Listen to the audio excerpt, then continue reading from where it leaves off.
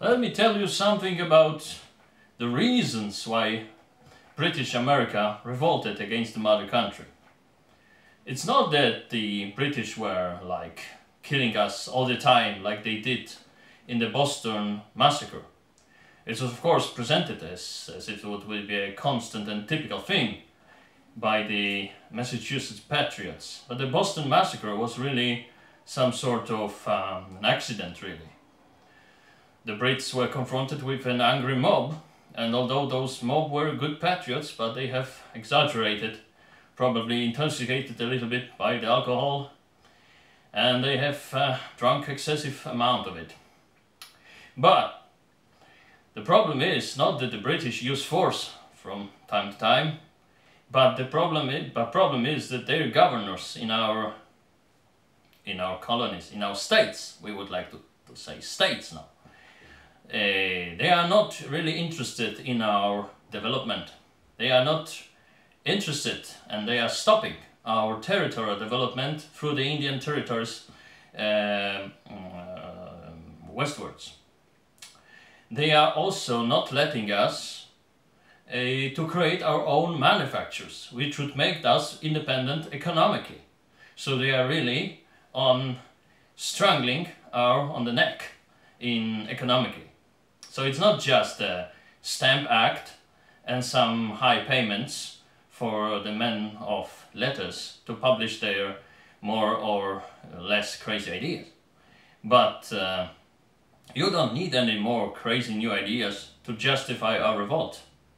It's just because the British, they treat us like, so to speak, second category of subjects. So they don't really think that our legislatures in every colony, where the real representatives of our people are gathering, the elites of our people are gathering, they don't think that those could be functioning like the British Parliament is in our mother country. So we are basically totally cut from any possibility for independent or even more ambitious development, especially economical development. So it's not just Stamp Act, it's not some just egg-headed gentlemen who would like to publish their crazy philosophical things.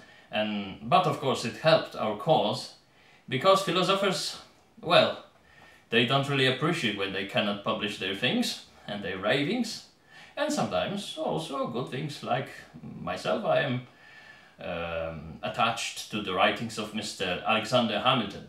He really knows what our new country should need to function properly.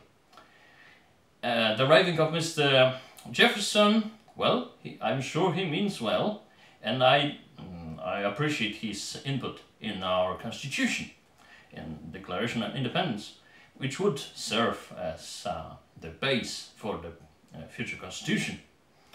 And I appreciate that, but in general he seems a little bit too Frenchy for my tastes, too impractical, and so I stick with Mr. Hamilton, and with, of course, with our great leader, General Washington, for whom Alexander Hamilton is serving as the aide-de-camp.